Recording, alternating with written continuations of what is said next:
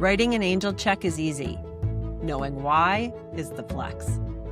Angel investing. Underused, misunderstood, explained badly. Angels Decoded, an educated and raw take. In cahoots with Play Money. Hello and welcome back to Angels Decoded. We have a new format. We're bringing a guest in. It's an exciting evolution of what we're doing. And today we've got the amazing Pam Scott from Invest With Her. And we're going to be looking at her role as an angel investor, how that's compounded into create this amazing community of like-minded angel investors that are literally changing how founders get access to early capital. Cheryl Kellen, welcome. This is a big change for us and I'm excited. I am so excited about this. What we've seen on Play Money is as people lean into deals, it's not only getting a sense of the founder on that deal and the business they're building, but they've wanted to know how that deal gets in front of them on the platform. And so many of our deals, Pam and Impact Invest Her, syndicate all their deals on Play Money. And so many of those deals come from the deep diligence and insight from that group. And I wanted a chance to expose that all to more people. Give you a quick peek. So Pam talks a lot about the power of her collection of people in the syndicate and how that is empowering them in ways that you can't even begin to think about. And she's been a real trailblazer there. So can't wait to jump in. Let's bring Pam in, Cheryl. Let's do it. So female founders get a tiny sliver of all of VC. Our guest today, Pam Scott, didn't want to go around yapping about that 2%. She wanted to do something about it. So let's dig in. So Pam Scott, welcome to the show. Normally it's Cheryl Kellen and myself, Andy Walsh, talking all things angel investing, but we're bringing in a third person because a well-rounded perspective is always important. And you've got a very interesting story in your own experience and motivation as to why you do what you do. And it's going to be an interesting foundation for us to be able to glean from you all of those juicy bits that you've picked up and how we use that as fuel to be a catalyst for other folks to pick up and run with it. Well, I want to ask you guys a bunch of questions, but I don't think that's what this gig is about. So where would you like to start? Always nice to start with a little peek into the catalyst moment for you that tipped you over into shifting from your career that you started into realizing that angel investing and supporting female founders was a important step for you. It happened rather by accident. So back in kind of the heyday of my career in advertising and as a brand strategist and a creative consultant, I was helping a lot of big, sexy companies like Nike, Kate Spade, Lexus, Levi's, Mini Cooper, Unilever, you name it. I was helping them really understand who their customers were from a deeper, more empathetic place, and then helping them design and innovate in ways that were delighting their customers and bringing more people to their brands or creating more loyalty among those who are already part of the fold. And I got quite the reputation for being good at this and helping these big companies become bigger companies. And I was on a lot of stages. And on those stages, I was getting the attention of these scrappy founders of startups who said, hey, we want you to do for us what you do for the big guys, because we want to punch above our weight. We want to grab our unfair share of attention. We want to really understand who our customers are. But P.S., we can't pay you with money. So they said, would you do this and do it for equity? And I said no most of the time because I had a frantically busy career. But very fortunately, the first person I said yes to was a super young man, and he looked like a teenager at the time, named Eric Ryan, who started a cleaning product company called Method Home. This was over 20 years ago. And he said he wanted to reinvent the cleaning products industry, and he wanted to use design as a secret weapon. And he wanted to take the horrible chemicals that were in cleaning products out of cleaning products. And anyway, the argument was so compelling. I didn't know any better. And I was like, sure, let's do this. And so I hopped on that bandwagon, worked for equity, and who knew that was going to become the juggernaut of the cleaning industry that it became. And that's how I got into angel investing. Just a quick comment for me, but Cheryl, I want to ask you something here too, is that there's something really great. And our theme today is understanding the founder behind the business and how important that is in angel investing. And it seems that having just met you, that you've got a very human approach just generally in the sense of how you connect with people, the questions that you ask, and you build that relationship, but you're able to apply it at scale when you're working with major global corporations, which is interesting because a lot of that can be contrived and top down and be talking at people. But if you're talking with people and understand humans, it sticks. And that's more important today than ever. And Cheryl, I'd love to get your take on that from your side on Play Money, to be able to think about the founder that you're talking to and how you understand them. What are some of the things that you're seeing to be able to stand apart from the pack from your own founder story, and how does it help to build that relationship? Well, if I look at that, the core piece of it is we all bring our lived experience to the table, and that lived experience is enough. There's not any kind of, fancy analysis that goes along with it or extra, deep dive secret sauce we need to do. Like, we all have something that we do great that we've done through our whole careers or that we've done through our personal lives that becomes that perfect, the perfect lens to make investment decisions from. Like, we're all natively investors. We just don't realize it. Pam was natively an investor because she knew what appealed to customers from her day job. And then she could see that in companies. And turns out that might be the most important lens to view a new company under. Method. What a great place to start. I know. It was a lucky start, let me tell you. But I couldn't agree more, Cheryl. And I think so often women in particular discount their abilities to be investors. And we know that women either make or influence 80% of all purchase decisions made in this country. And so actually we've been investors every day, all day long of our lives. And so a lot of those instincts that we use to be discerning consumers are how we can also be discerning investors. Yep. And Andy, to your point about being human-centered, it's funny you point that out. My background is human-centered design. So I'm a designer by training, and all good companies start by really listening what is needed in the marketplace. And you can spot a founder that has this deep empathetic understanding for the community they're solving for. And oftentimes they're a member of that community. And I love that personally, because I think that brings a next level of tenacity of a founder who's solving her own. Which is then flip that around from the founder perspective. That is so empowering for a founder to hear, because that's what we can natively do best. I think, sometimes we're inundated with information of talk about it in this VC language, talk about it in that investor language, take a, just you're contorting what's in your soul of why you dropped everything and used, your one next shot to build the thing you're building. I mean, what you're just saying is speak from your passion and your deep, deep, deep earned insight about that customer, which is the easiest thing for any founder to do. It's why we're here. So it's true. And not to genderize, but I'm going to anyway. You're allowed to. I have seen a difference. This is a terrible generalization, and it isn't true all the time. But what I have seen often among male founders is that they will study a marketplace, they'll see white space, and they'll go running at that white space. And that is a perfectly legitimate way to start a business, 100%.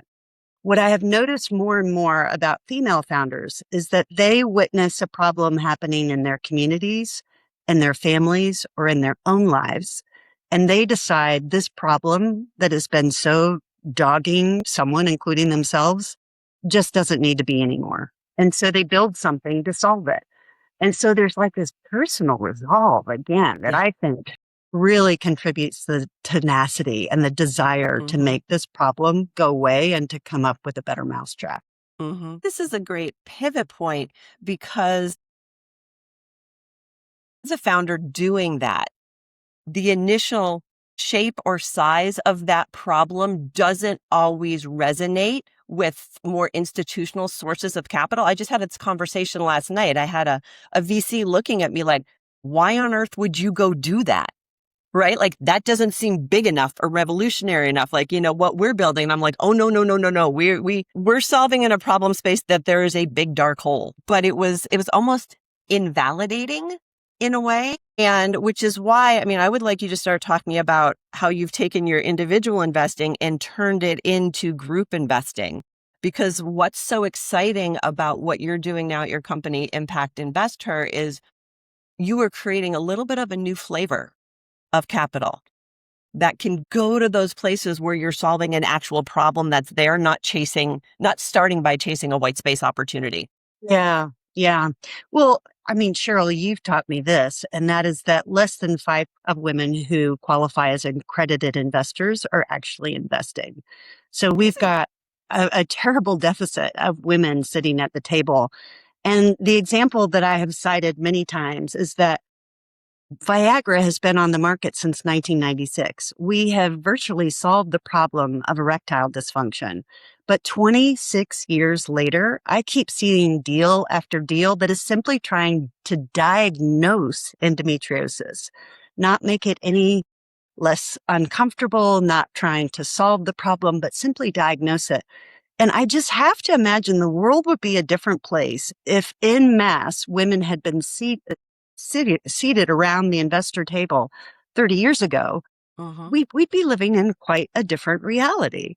And so that's part of the reason why I'm really adamant that women of means who are fully capable of making terrific business decisions and consumer decisions need to start to have a say on who gets funded, what gets built, and what problems get solved. So yeah, I want more women to get their money moxie on and to step into those investor shoes and start making those kinds of decisions and influencing the kind of economy that we're living in and the kind of world that we're living. The best part about you, Pam, though, is you don't just say it, you've done something about it. So tell us about your Yeah. investing group, Impact Investor, and then we'll dig a little bit deeper into the stuff you guys do that's really special. Yeah. So in my past life, I worked with incredible women who were CEOs, CMOs, COOs, all the C-suite positions at these big, sexy companies. And I know what they were spending on handbags and vacations. Like they've got money to spend, right?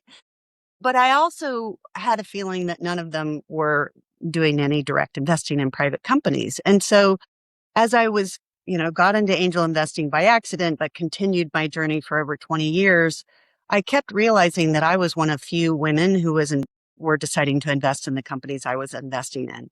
And then the story of how little funding female founders was not getting any better. That narrative was so consistently bad and getting worse. Yes. And so I thought, well, wait a minute. There lies the problem. There aren't enough women showing up as investors to support the female founders who are doing the work that we care about, like solving the problems we give a crap about. So I thought, well, I can do something about that. I know a lot of powerful, influential female wealth holders who might be interested in supporting the next generation of leaders. So I rang up a bunch of these gals and was like, I don't know, what do you think of this idea? Would you want to hear about some deals? And holy moly, yeah, is the answer. It's like this really fun opportunity to hear about how women are changing the flipping world, y'all. Like they are running such important, interesting businesses. And it's a privilege to sit and listen to them pitch and learn about their companies and to consider investing in these. And we do that as a posse. So my group is called Impact Investor, as you mentioned, Cheryl. And we're largely made up of 3 kinds of angels. First, we've got a tranche of people who are operators. These are people who know how to run businesses, lead businesses, scale businesses, hire and fire for businesses, and make really hard decisions around those businesses. And they look at a deal through the lens of business fundamentals. And they're tough on a business. The next group of angels we have are people who are advocates, journalists, philanthropists. These are folks who care about the impact story, like what is going to change in the world if this company is successful and who will truly benefit.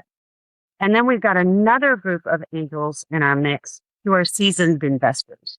And so they're looking at the quality of the deal itself, how it compares to other deals in that category, what the valuation is and if it's fair and all the terms and so on and so forth. And when you put those three perspectives in the same room at the same time, magic happens, right? Like the conversations we have around deals is so fascinating. I am learning so much. I've learned so much more in the last 2 years than I learned in the 20 years I was doing this by myself before. So the deals that we end up supporting have gone through our rigorous conversations with each other. And then we individually decide whether or not to invest. And so when we bring a deal to Play Money, it has gone through that process. It has gone through those conversations. It has kept people up at night. And some of us obviously have decided this is a company we're betting on, and that's why it's on Play Money. One thing that you do that I've never seen another group do is you do a call like at the end of all the diligence and when people are making their decisions. Tell us about that call you do, the pro-con call. Yeah. So we'll host a pitch event. We'll hear numbers of pitches, and then we go into these different due diligence streams, like really unpacking these companies and doing deep interviews with the founders, some of their co-founders, some of their investors, really like going deep. And then at the end of all that, we do an angel huddle. It's just angels. It's all the people who are on all the different due diligence team, or anybody who frankly just wants to catch up, who wasn't part of any of it, who just wants like a sneak peek into what's happening. And we kind of do a throwdown, like who wants to say good things about this company? Who wants to say watch outs about this company? Where are you landing? Why are you betting on it? Why have you decided to walk? And that is, I just love that conversation so much. Like if you only listen to one recording in our group and through the whole pitch process, have it be that one. The insights are just so dang rich. They really are. And it's super empowering because there's people that are pro, I'm investing, and others that are watch out, I'm not writing a check. And all of those are the right decisions. Yeah, There's no wrong answer. That's right. But oh my God, you have to admit you come away from those calls going, I can't decide. Like it's so exciting and so invigorating. But at least what you're doing is you're kind of walking forward and making your decision with all these voices in your head instead of kind of your own voice that gets caught up on a single narrative that says go, no go. And I just like having this kind of more colorful engagement as I make my own decisions. It makes me a better angel for sure. I was going to ask, you look like you wanted to chime in something, Andy. I'll pick it up after. Okay. No, I was going to ask, so for you specifically, Pam, because you've had such a long history and you've created this environment where diligence is going deeper and all these opinions are at the table, what is it that you personally look for and that stands out about the company the most? And on the flip, what's a red flag that you now look for that maybe you didn't know when you started? God, there's so many things. We don't have time to go through my kind of crazy list, my crazy investing thesis list. I mean, this is a silly one. It gets back to something Andy said earlier. It's just kind of the human component. When you think about it, this founder that you decide to place a bet on is somebody you're going to be in relationship with for 5 years, 6 years, 10 years, maybe even 12 years. Like it took 12 years for my initial work on method to be worth something. That was a long time to be in relationship with this company and with this person. Imagine you're picking them to you're going to sit in the middle seat of a coach flight, and this is the person you're going to be sitting next to.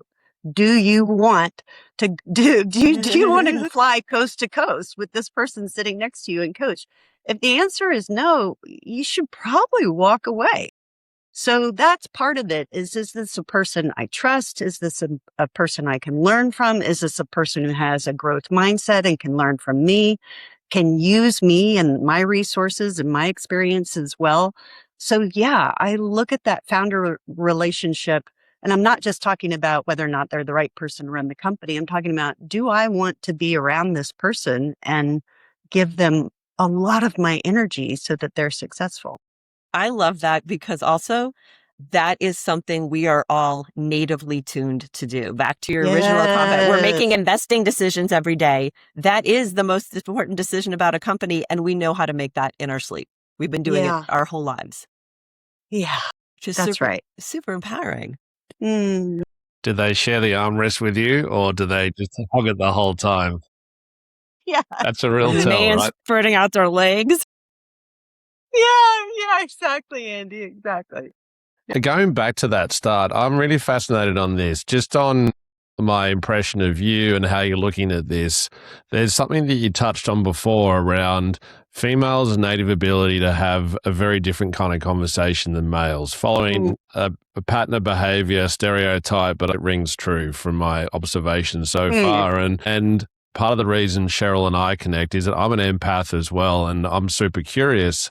And my observation in my work, and I have my own portfolio as an angel investor, as an advisor, as a board member, is that the female founder looks at things in a very different way. And the curiosity is perpetual. And the signal they take on board collectively, I feel, is much deeper and richer and more robust. There's more of an arrogance that comes through in male founders in the sense of decisions they're making, sometimes in a bubble. And the community approach of females is embedded into cultural behavior outside of business, but carries through in such a positive way. And I'm curious, your observation there in life and business and those things connecting, it sounds like it's been fruitful for you in the way that you've approached what you're doing.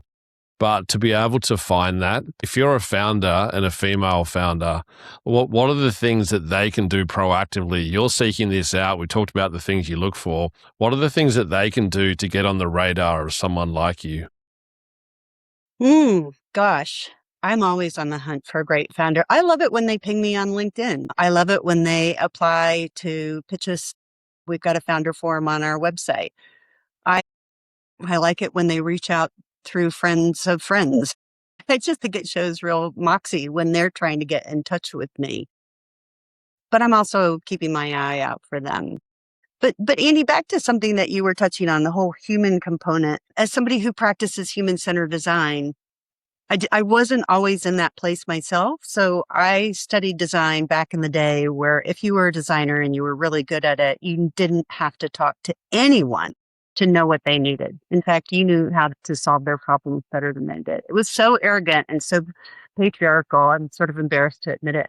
And I came to human-centered design later in my career. And I think women often intuitively understand that to better their companies, to better their offering, their services, their products, they really need to listen to their customer. And they bring the humility to do that. And that's one of the reasons why I bet on female founders. And by the way, I don't do it out of charity. I mean, I am a feminist and I do think women need a better shake. But if you think about it, women have been shown time and time again to have better revenue with less investment, which PS is the very definition of a good investment. So yeah, they're incredibly undervalued and smart people are investing in them. And I'm one of those smart. I love it. I see it in the data independently as far as the success of female founders off the back of milestones, even simple things like internal culture and team happiness and staff retention. And there's so many things that apply to a happy company. So I see that and endorse that as well. Cheryl, I'm curious just to get your take. What are the things that you really want to extrapolate from Pam? Yeah. So what I want Pam to talk about one more thing, because I think the dynamic we're setting up here, there's a whole lot of people that want to be angel investing in companies and getting in early to private companies that want to spend a lot of time with it. And those are the people in your group. There's people that don't have as much time to spend, but they want their capital and expertise and everything else to be applied. So they're trusting a group to do that diligence. And part of the reason we're talking to you is because we want to bridge that trust. When someone sees an impact investor deal on Play Money, they now know the kind of deep rigor that went into that diligence, the kind of smarts around the table. I would say it's actually more rigorous and more well-rounded than the diligence most VCs do, because there are so many smart people with all of those different perspectives described there. You are also a great example of a new kind of more modern angel group. And you do something that seems so simple, but most groups don't do. You take your deals that you've diligenced, that the group is excited about, and then you share them more broadly with other groups. Can you talk about that? Like your abundance mindset on this? Because it's a game changer and it's like, it fights against one of my pet peeves. And I know you do it too, right? I mean, that's That's what we're here for. Here's what I don't understand. I just think it's such a weird thing. VCs and angel groups, not all of them, but a lot of them are super protective of their deals. They Mhm. invest money in these deals and then they watch these founders struggle to raise more money. And these VCs, not all of them again, and angel groups kind of sit back and watch these founders suffer. I just, I just don't understand that Right. narrative at And it's like, all. stupid. Do I want the founder I Yeah. just invest in spending 6 months trying to get more money? Or can I get them back to work right away? Exactly right. Exactly right. So I consider it part of my job, and we as an angel group consider it part of our job, is to broadcast these deals and to make sure that they're successful, to make sure these founders can more quickly get back to the job they're meant to do and build the company they're trying to build and have the resources to do it. So we're very generous with the deals we feel really good about. I was so excited. We've got a number of allied VCs who don't share the kind of protective mentality and believe in this mindset of abundance. And I shared this one deal with a VC I love who lives near me. And she texted me a couple days ago and said, yeah, we decided to invest $1 million in that company. I was like, snap, that's so great. So yeah, I feel really strongly about it. And why not? Like, why not? Right. I believe in these women. I want them to succeed. And so, yeah, we pretty much scream their names from the rooftops and try Mhm. to get everybody excited about the Yeah. deals that we believe in. Love that, because then it passes down to like the day-to-day angel sitting on play money, and they can look at one of your deals and be like, wow, the rigor that happened there. Wow, this founder's going to close what they need to close faster because they've got a group and an advocate around them sharing them. It's just such a positive signal straight through. And I don't think anyone should be left out of this, both asset class and impact class, because they don't want to make it, what now you've made it, which is a full-time job. That's right. That's right. There's no reason to be kept out because you're not, putting enough skin in the game. Someone else is Yeah. doing that work for you, and your judgment on top still matters. And I will say we ride the coattails of VCs too. Like we invest in Right. companies that have VC support. And I'm a big fan of VCs because often they're industry specific and we're not, Yep. we're generalists. Right. And so I love riding the coattails of people that only invest in biotech or deep tech or CPG because, oh my God, those are the people you want to be on the cap table with. Yeah. Well, you do such a good job leveraging them because we show up at diligence calls with these companies that you've pre-vetted. And you always talk about, I talked to all of their VCs who are specialists in these areas, and here's what they saw. So Yeah. you And were sometimes they're strategic investors too. You got industry investors? Let's talk. Yeah. Yep. Ooh. Yep. And you're pulling out where they're being scarce and controlled about their information. You are pulling it out of them and making it abundant. Yeah. Yeah. More and more, I'm finding there's more sense of abundance, especially when it comes to supporting female founders. But there are still some people who are holding on tight and whatever. That's their game. I'm playing a different game. Is there one specific deal recently? It can't be anything that's live on the platform now because we want to I share this can't. broadly. Too bad. I know. I was like, Oh, is there it's fine. something that you saw that no one else saw? Maybe Baritone or. Oh, God, I love Baritone. Yeah. We can talk about that So, one because she's close to her round. golly. Okay. So Dr. Pitcher, Megan, has decided to take on sleep apnea and testing for sleep apnea. And as someone who has sleep apnea, I can tell you the whole process for getting tested to it is such a drag. I want to use a different word, but I won't. So I was an early investor in Invisalign, and I think what she's doing for sleep apnea is going to be as radically disruptive as Invisalign was for orthodontics. So basically, in order to get diagnosed for sleep apnea, you've got to go through this horrible thing called a sleep study where they put wires and stuff all over you and then tell you have a good night's sleep, which you never do anyway. And then the test only shows whether or not you have sleep apnea, but not why you have sleep apnea. So if it turns out you do have sleep apnea, then you spend between 7 to 15 years trying to find the right device or pill or surgical procedure that's going to give you a good night's sleep. What she has invented with her partner, which is just so mind-blowing, is this thing that's the size of a Band-Aid that sticks on your face. And as you are sleeping in your own bed, it can diagnose precisely where your airway is collapsing and so can tell you precisely the treatment or the device or the medical surgery that will help you get a good night's sleep. And so it is completely avoiding the need to do a sleep study. It is more quickly giving people access to the care they actually need and getting that good night of sleep, which, by the way, sleep is one of the most important things you can do for your health, right? You don't get sleep, you're at higher risk for heart disease and diabetes and dementia and cardiovascular, all the things. So I think she is brilliant. I think the company is genius. And I so bet hard on that business. Yes, yes. Yeah, I'm a big fan.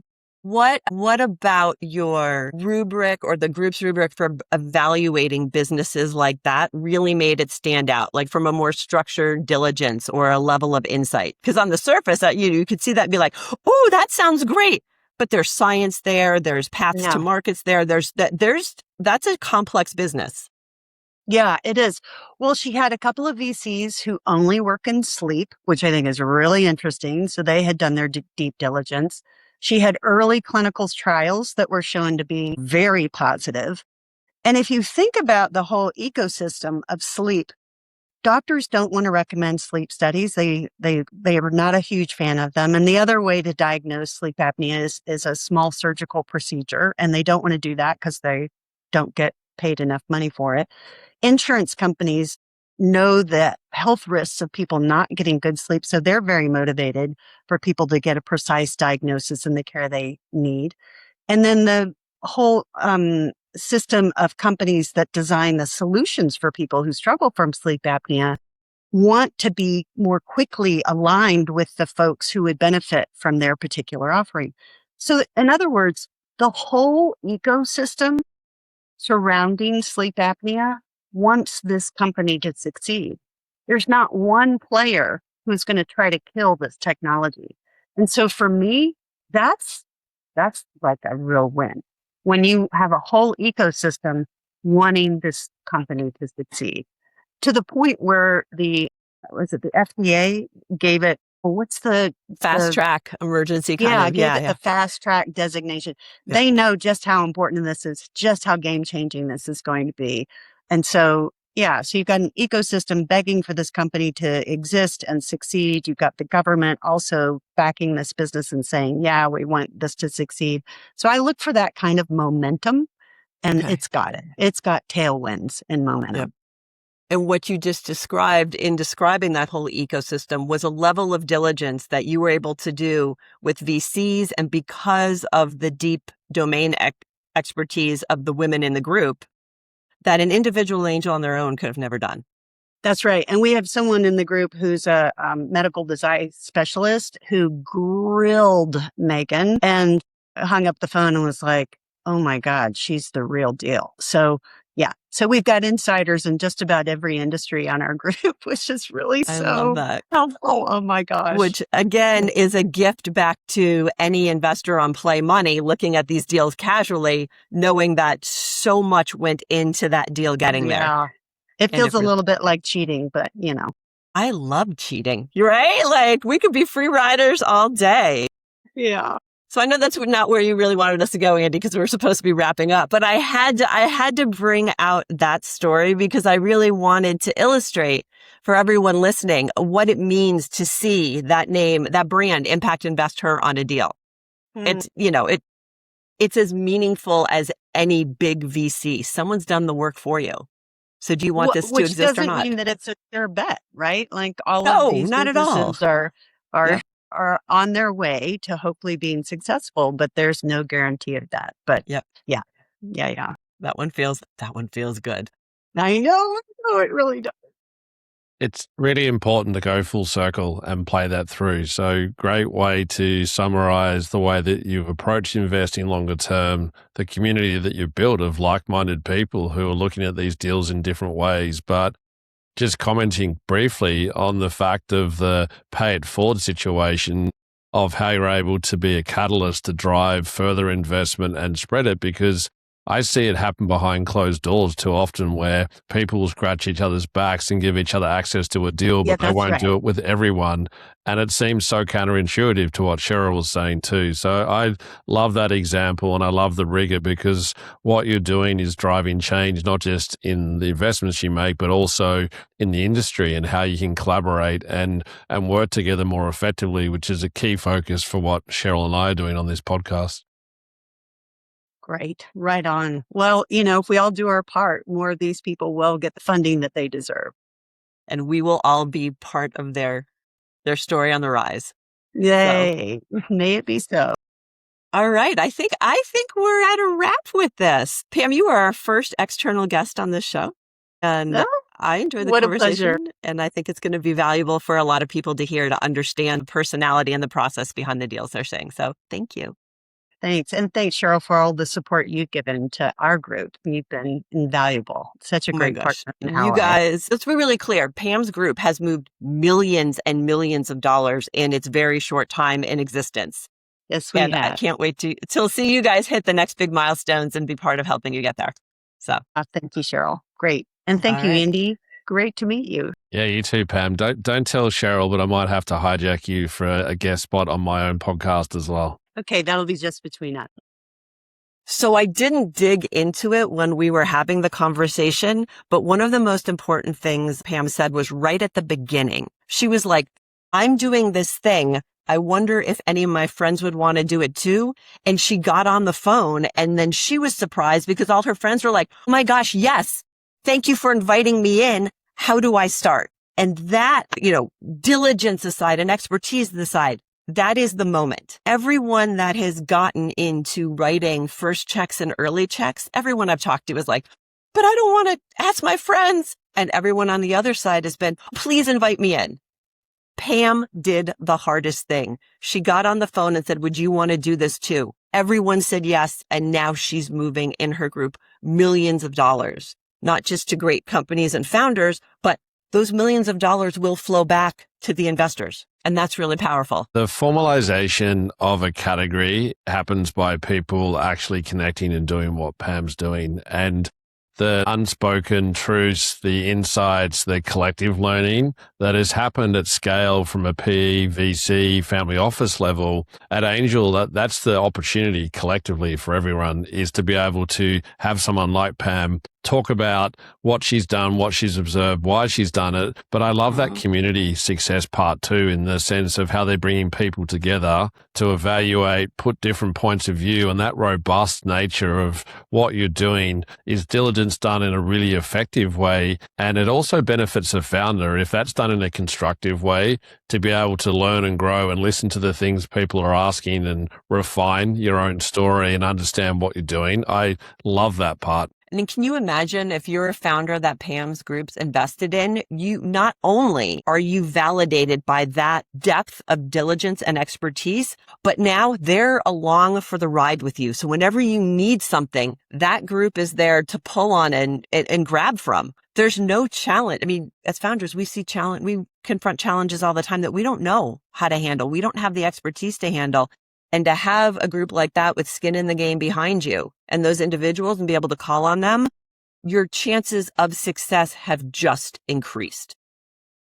That can be exponential. And I do advisory work at different capacities on a retainer as part of equity, boards. But everything that I'm doing is to be able to stress test certain thinking, certain assumptions, and even just help someone understand context when they've never done something before. And if you multiply that with more than one, that is just superpower that you cannot get by asking any ChatGPT or reading any article. It's dynamic and real earned experience from a human who is passionate for you to succeed. And this is why I'm so bullish on early capital from individuals and angels. I think it is the most powerful form of capital. And what a gift that we are starting to construct an ecosystem where you've got the depth of the best VC out there, but you as an individual check writer have that fed to you in an easily digestible format.